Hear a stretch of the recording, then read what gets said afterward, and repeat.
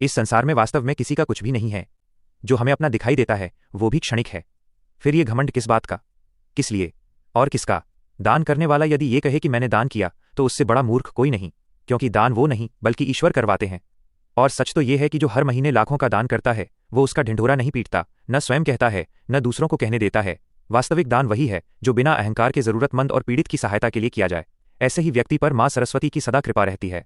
लेकिन आश्चर्य की बात यह है कि कभी कभी देवताओं तक को भी अभिमान हो जाता है, और तब उस अभिमान को दूर करने के लिए स्वयं परमात्मा को लीला रचनी पड़ती है।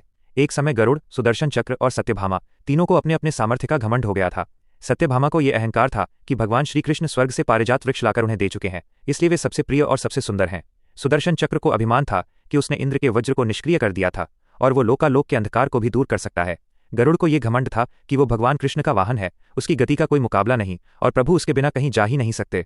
भगवान श्रीकृष्ण अपने भक्तों का सदा कल्याण करते हैं, इसलिए उन्होंने तीनों के अभिमान को दूर करने का निश्चय किया और हनुमान जी का स्मरण किया। स्मरण मात्र से ही पवनपुत्र हनुमान जी द्वारिका आ पहुंचे। वे जान गए कि प्रभु ने क्यों बुलाया है। कौतुक करने के लिए वे सीधे राज दरबार न जाकर उद्यान में चले गए। वृक्षों से फल तोड़ने लगे, कुछ खाए कुछ फेंके, कुछ वृक्ष उखाड़ दिए, पूरा बाग उजाड़ दिया। राजमहल में खबर पहुंची, कोई वानर राजोद्यान उजाड़ रहा है। भगवान कृष्ण ने गरुड़ को बुलाया और कहा, जाओ उसे पकड़कर ले आओ। गरुड़ बोले, प्रभु एक साधारण वानर के लिए सेना की क्या जरूरत, मैं अकेला ही काफी हूं। कृष्ण मुस्कराए। गरुड़ ने हनुमान जी को ललकारा, चलो श्रीकृष्ण ने बुलाया है। हनुमान जी बोले, मैं किसी कृष्ण को नहीं जानता, मैं तो श्रीराम का सेवक हूं। गरुड़ क्रोधित हो गए, लेकिन हनुमान जी ने अपनी पूंछ बढ़ाई और गरुड़ को जकड़ लिया। कभी ढीली कभी कसकर गरुड़ के प्राण सूखने लगे। अंत में एक झटके से हनुमान जी ने गरुड़ को समुद्र में फेंक दिया। किसी तरह गरुड़ दरबार पहुंचे। उनका पहला घमंड टूट चुका था। भगवान ने कहा, यदि तुम श्रीराम का नाम लेते तो हनुमान तुरंत आ जाते। गरुड़ मलय पर्वत पहुंचे और श्रीराम का संदेश दिया। बोले, मैं तुम्हें अपनी पीठ पर बैठाकर क्षणों में द्वारिका पहुंचा दूंगा, मेरी गति बहुत तेज है। हनुमान जी मुस्कराए, तुम जाओ, मैं पीछे पीछे आ रहा हूं। लेकिन हनुमान जी गरुड़ से पहले ही द्वारिका पहुंच गए। गरुड़ जब हाँफते हुए पहुंचे और हनुमान जी को पहले से दरबार में देखा तो उनका वेग का घमंड भी टूट गया। द्वार पर सुदर्शन चक्र ने रोका। हनुमान जी ने उसे उठा लिया और मुंह में दबाकर सीधे अंदर पहुंच गए। सिंहासन पर श्रीराम और सीता जी विराजमान थे। हनुमान जी बोले, प्रभु माता कहाँ हैं? आपके पास आज ये कौन दासी बैठी है?